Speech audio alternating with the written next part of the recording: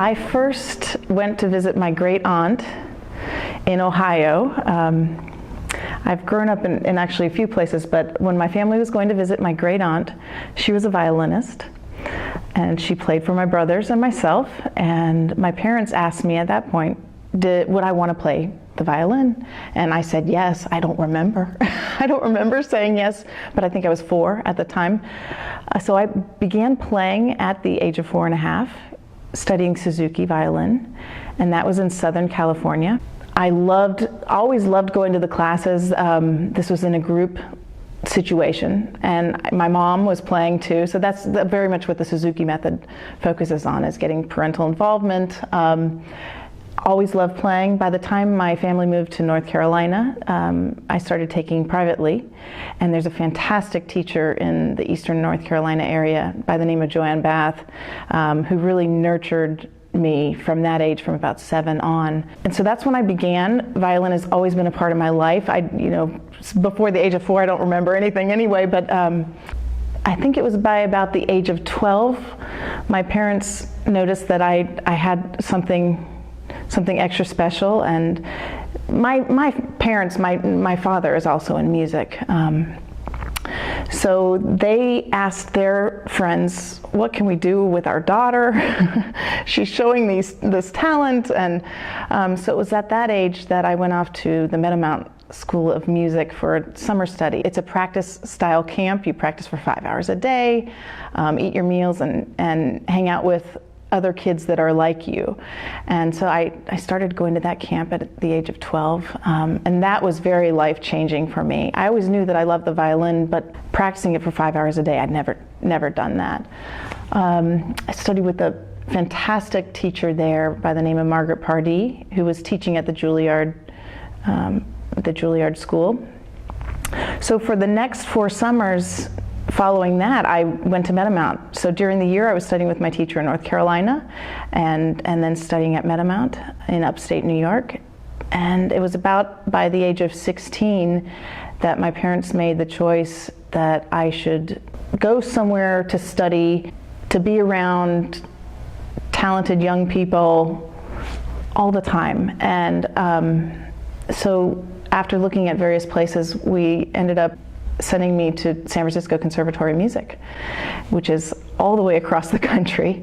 But there was a wonderful house called the Music House there that had a house mother and other kids like me. So there was a girl from Taiwan, there was a girl from Upper California, so there were people coming there to live and go to regular high school and study at the conservatory on Saturdays. I had an amazing teacher there by the name of Zaban Malikian. He was the concertmaster of the San Francisco Opera, and studied with him for about 3 years. Before then, I went on to the Cleveland Institute of Music for my undergraduate work with Donald Weilerstein. I've always been lucky that I was surrounded with chamber music growing up. So not only did I do the Suzuki method, but I had the opportunity to start playing chamber music from a young age in Greenville, North Carolina, where I grew up, and then San Francisco has a wonderful chamber music program, and then following into Cleveland with the Cavani String Quartet there, and Peter Soloff of the Cleveland Quartet, and Donald Weilerstein, my teacher, was the founding first violinist of that quartet. So that was my study. I went to Cleveland for 4 years. I began my master's degree for my 5th year of study there, and that's when I won the concertmaster position of the Florida Orchestra and began my career. Not one person that I can say, and maybe that's a good thing for me. I feel like all the steps along the way for me have come at the right time and been the right person. I think that with how I told you that starting with the group classes with this wonderful teacher there in California, and then the teacher privately that instilled the joy, the teacher at Meadowmount who really helped to put some technical things into my hands, and then the teacher in California who actually he continues to be a mentor for me. He's much like a father to me. And then Donald Weilerstein being the kind of the finishing teacher at that point. So I feel like everything has come at the right moment for me, and it's not been just one thing. My mother was a nurse, but her parents were both players. So my grandparents, my grandfather, who I never met because he died before I was born, was a cellist and taught at the University of Minnesota.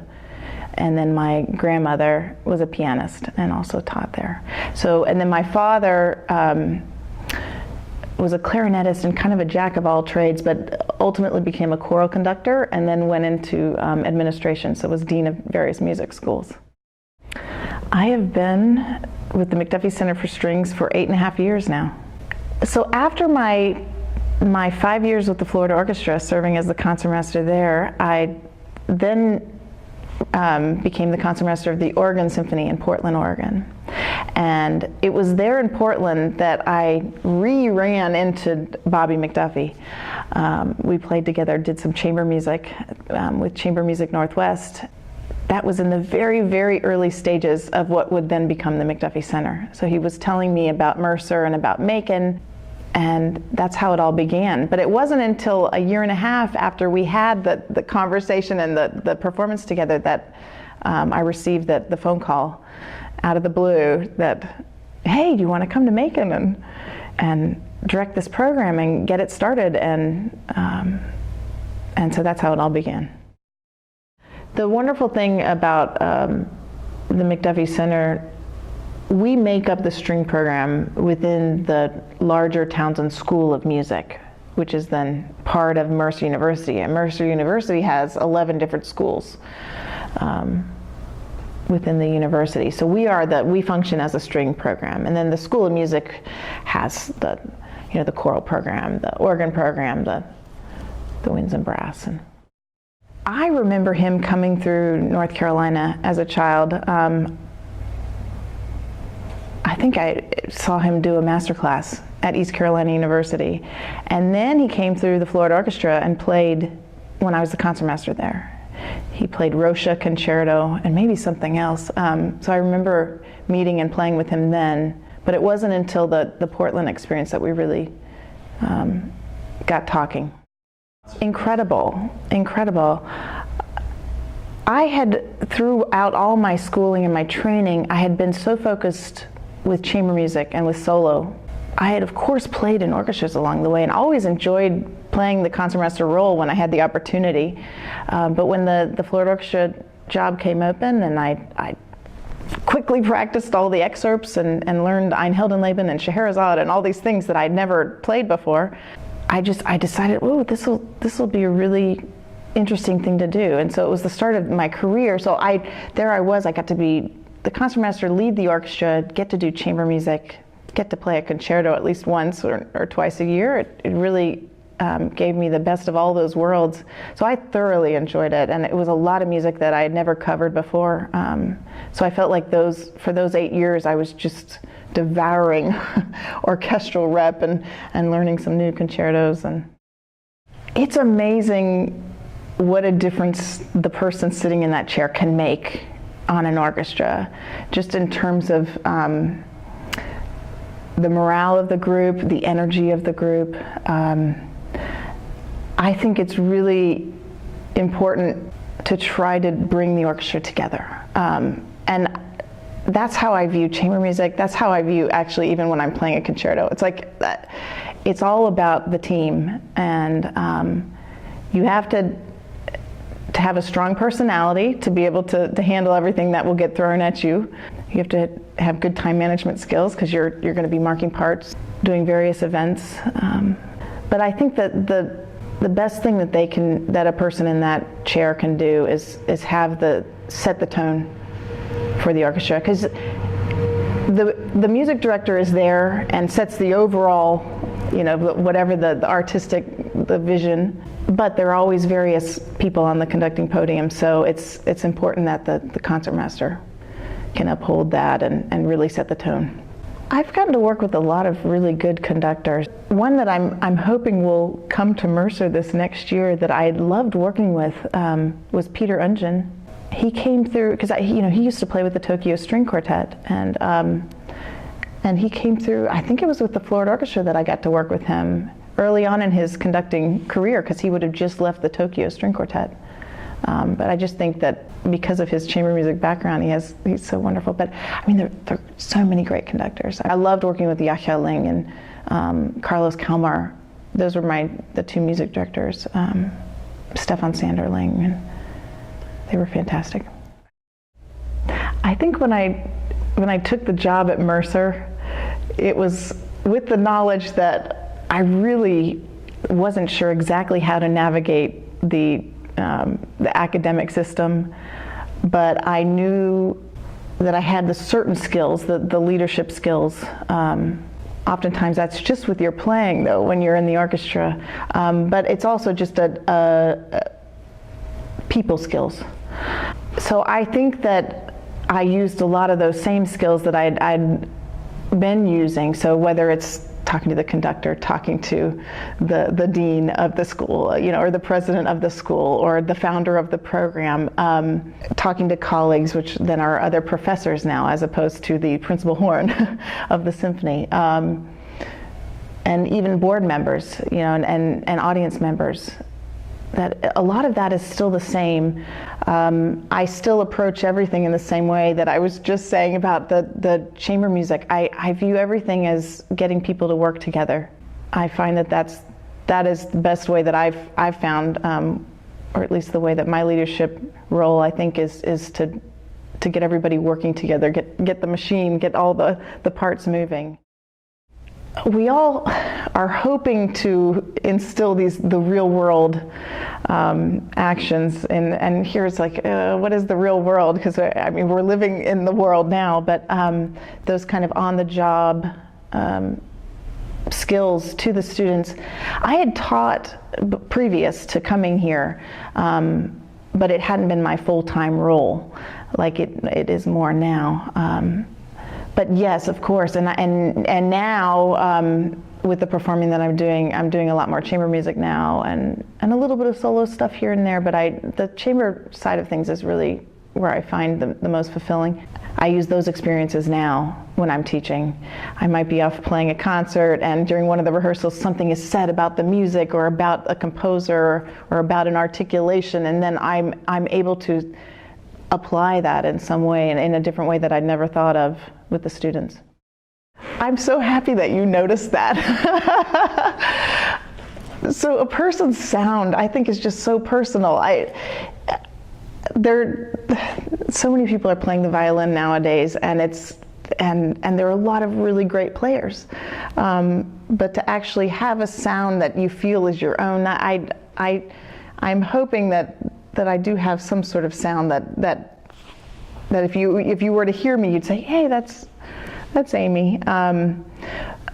But during the action of playing chamber music, that is the idea, is that when your role is to take the theme at this moment, and then when you need to lift up the other player because they've got the most important thing. And then the harmony or the underlying action underneath something else that's more important, it still needs to be heard, and you need to bring the character to the music. So that's kind of the fun. I feel like when I'm playing, I'm getting into different character roles. It's almost like acting. You're bringing the music to life, bringing the composer's intentions to life. And some composers are more detailed about it. They'll be really explicit about, you need to play pianissimo here, or this is fortissimo, where the different levels within the piece are. But that is the goal, and you really have to be sensitive to each other. And it's so nice when you find the right combination of players when everything blends so well together. It's not always that way, and it's so nice when you find people that you enjoy playing with and that you have common goals. It's interesting because you can play with someone who is at the top of their game, who's the best whatever in their field, and if they're not as aware of what's happening around them, whether either they're just kind of staying focused on what they're doing, or so you never know what you're going to get in a chamber music performance.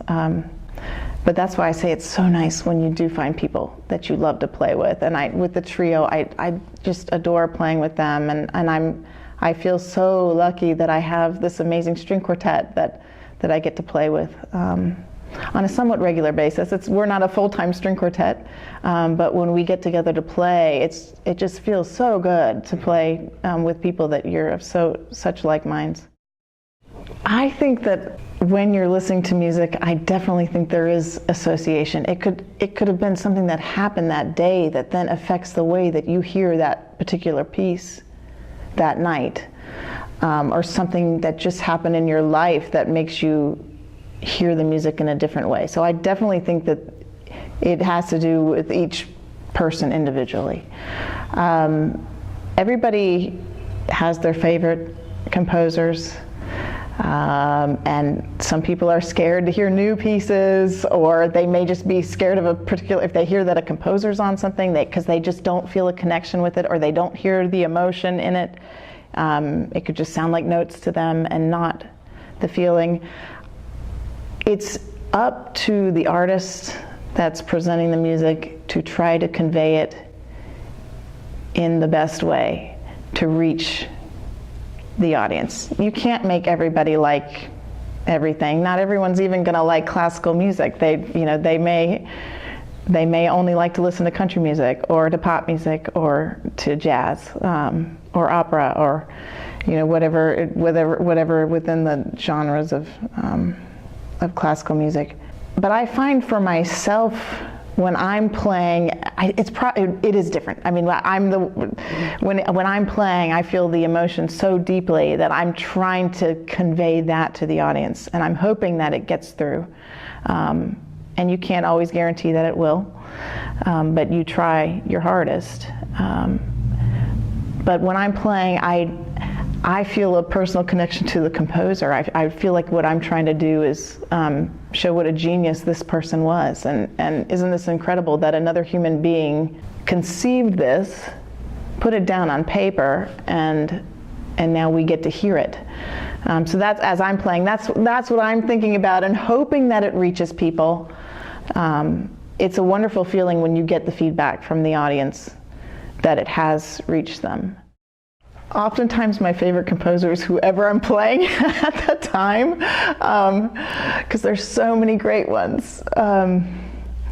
It's so hard to say. I'm working on a lot of Beethoven right now, and that's an easy one to say because Beethoven was such a genius. But it really is incredible to play his music and to see through the different periods how his mind progressed with the music. But I'm very much a romantic, and I was just recently playing some Clara Schumann. She didn't write a whole lot of music. She was obviously busy being a mother and was a fantastic pianist, but I played these 3 romances by her that when I'm playing them, that could be it. I just love playing her those 3 romances. I think it really depends. I'm about to play Tchaikovsky's Souvenir de Florence this coming summer, and when I'm playing that is just a blast. So I mean, you can't really name, and I'm not even naming those as my favorites. It's just, it really does depend on what I'm playing. And this is part of figuring out how to navigate the music world and not everyone will get those opportunities. You grow up as a youngster, or at least a lot of string players grow up thinking, "Ooh, I want to be a soloist," and it's not going to happen for everybody. But I think along the way, I've had wonderful opportunities. Once I became a professional, it was just a given. In the concertmaster role, you have to be prepared to play a solo and a concerto, and then you often get invitations to play with other orchestras, either within the surrounding area of wherever your orchestra is, or you might just get an invitation because of someone that you met or someone that heard you. Nowadays, when we're trying to tell the students, how to make it as a career, you just have to be open to the idea that every time you play, you never know who's going to hear you and what opportunity could come about. But that's how, it's just through various invitations along the way. Tom Wilkins and I have a long history together. I think one of the first orchestras that I auditioned for their Young Artist competition, he was the associate conductor of that orchestra, and that was the Richmond Symphony. And so I met him, and I have a picture of the two of us from way back whenever I was probably 13 or something at the time. And then when I got the job with the Florida Orchestra, he was the resident conductor there. So that was a wonderful chance, one of those serendipitous things that there he is again coming into my life. And so we worked together for the years that I was there with the Florida Orchestra, and then we've always kept in touch. And so now I've gone to Omaha actually a few times to play, and always love working with him. And he's such an incredible guy. What he's done with the youth programs that he does, as well as, he's with the Hollywood Bowl and what he did with Detroit, and where is he in Boston too, or where is he? Boston. Yes, he's just doing some incredible things. Yeah. The first time I played Mozart Concerto No. 5, and I was pregnant with my first child, but I didn't know it. Or no, I did know it at that time, but I wasn't telling anybody. And so, it was it was in the first trimester. It was not my most comfortable moment of playing, but I still had a great time. And then the second time, I just went recently and played Brahms' double concerto with Robert deMaine, who's the principal cellist of the LA Philharmonic, who I also play in the Ehnes Quartet with. So we are 8.5 years into what has grown into an amazing program. It started with just one violin student, and this idea that Robert McDuffie had to develop a high-level string conservatory program that had this focus on business and entrepreneurial skills, and having a solid head on your shoulders so that when you get out of music school you can tackle the world and figure out a way to have success. And so we have an amazing faculty of musicians that are playing or teaching in various places around the country and the world, and they all have their schedules that we work out where they're flying in. They fly into Atlanta and get the rental car and come on down here to Macon and teach for the day or two. And we're rotating them enough that pretty much any time one of the students turns around, one of their faculty members are here. Every student has access to all the faculty. We're a small enough program. We have, the ultimate goal is 26, and that basically is 11 violins, 6 viola, 6 cellos, and 3 basses. They have their lessons where they have 2 teachers in each area, and then all the teachers do work with the students, as I was saying, and they have their chamber music classes, they have their orchestral opportunities. They work with Ward Stair, who's now the conductor in Rochester, the music director in Rochester. They get wonderful opportunities to play with their mentor teachers and play with guest artists that come through town who give master classes and performances. I have a wonderful chamber music series, the Fabian Concert Series, that the students get to take in, as well as the community, and I'm hoping that we'll even attract more audience. I think it's just getting the word out that we're having these fantastic concerts here in Macon, and that's starting to happen. I feel like after 8.5 years, we've grown to the point where we have graduates going off getting wonderful scholarships to Juilliard, New England Conservatory, USC, University of Michigan, Peabody, Indiana University. I can go down the list. Our undergraduate students, the program is undergraduate, are going on to wonderful master's programs. We have students that are winning jobs straight out of the program. We have students who are winning major competitions. So I feel like after this 8.5 years, we now have a great foundation upon which to build.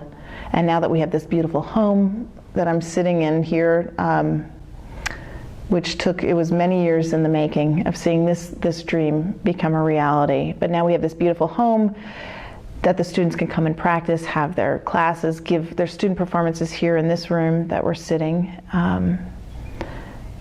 So it's just a really exciting time, and I feel like the development of the center and with what's happening in Macon is all happening at the same time. Like what's happening with the revitalization of Macon and this area is just very exciting, and I feel like I'm just living here in the right time to see all of that happen and be part of it. So they are music majors. We work with each student individually advising to see if there are outside interests, because we definitely want to promote the idea of expanding your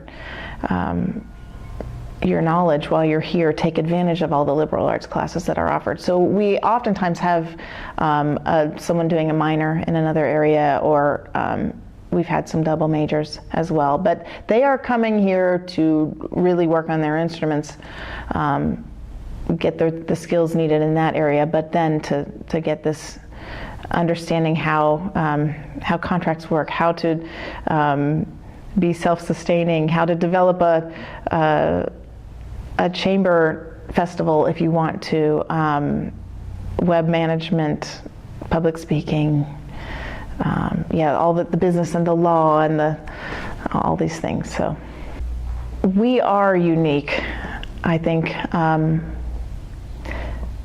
I had a wonderful education at the Cleveland Institute of Music, and I was so happy with what I learned there and what I gained. I think what we're trying to do here is go ahead and give some of the skills that I may have learned on the job after I got out of school. Go ahead and try to begin talking about it with the students. I think this is something that is definitely catching on at a lot of different places, because the more I'm hearing about it, a lot more schools are starting to do this, because it is so important. We can't just keep creating a lot of really good players. There just aren't enough jobs out there. For me, and I'm not sure how it is for everybody, but for me, my brain goes in, the violin is such a part of me. I think my brain it goes into such a focus for the music that it all becomes one. It's not like I could even tell you that. I mean, I'm not thinking about, okay, I've got to put my third finger down now, I'm going to do this bow speed. I'm actually not even thinking about that. I have gotten to the point with the practicing, with the rehearsing, that it's so natural, or at least you hope it's that way. When you have less time to prepare for something, it's not always that way. But you hope that once you get onto the stage that everything is working as one, and that there's not even time to think. It's just happening, and you're in that moment. That's why I think for a lot of musicians, if you ask them, you have this rush right after you've performed, because you're on such a high from all the stimulation of it, and you get off the stage, and hopefully, if everything goes well, you're feeling that way.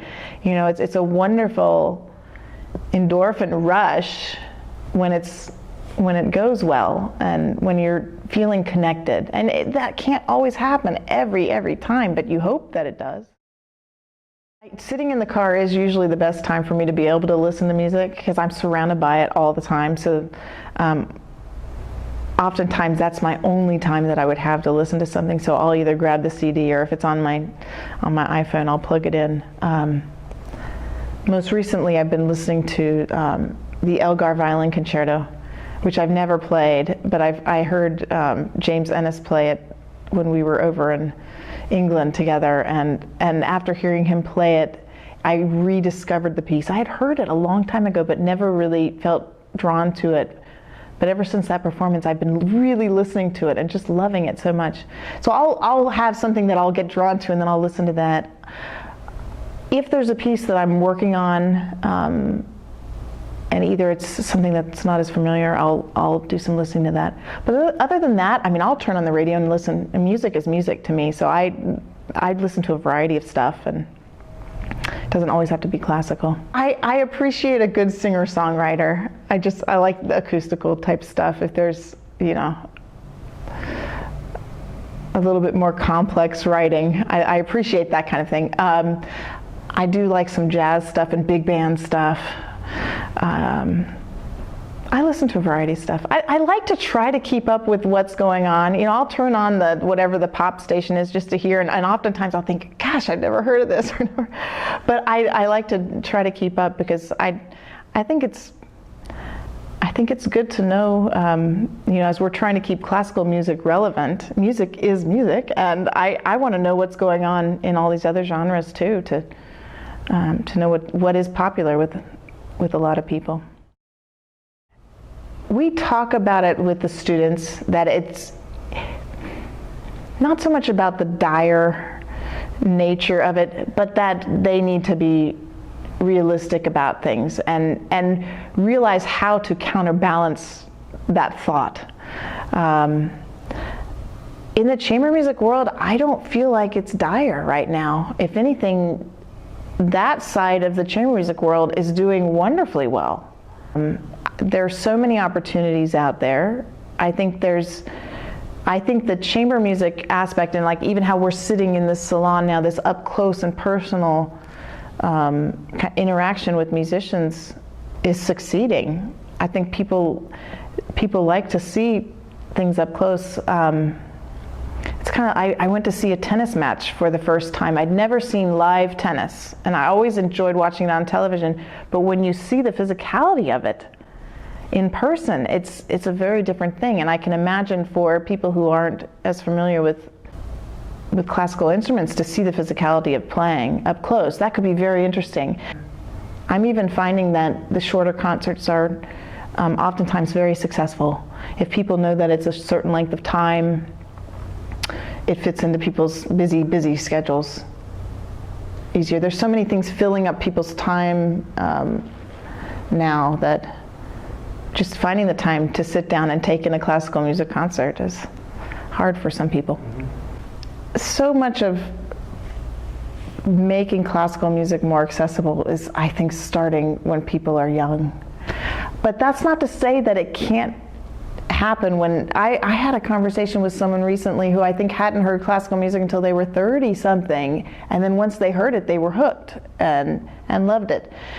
We can't make everybody want to rush out and hear classical music all the time, but I think just making it more accessible to people is very important, and I think that people are realizing that now. That's why you're hearing of classical musicians going into bars and playing and bringing the music to the people, because yeah, they're not always going to come here. We can advertise, but they're not going to come in the doors. I think it's the same as going to an art museum. Some people must be very intimidated going into a museum if they're not going to recognize that that's a particular artist, or is this artist, you know, is this a more well-known artist than this? You may not know the difference, but it's just getting over that stigma. One thing that I found that I really enjoy is going into a school situation with youngsters, with kindergarten and first graders, and playing for them and letting them see the instrument and talk about, I mean, even simple things like that it's horsehair that's on the bow of the violin, and telling them how what the instruments are called. Just getting education to young people, and giving them the chance to hear it then, because their minds are much more open.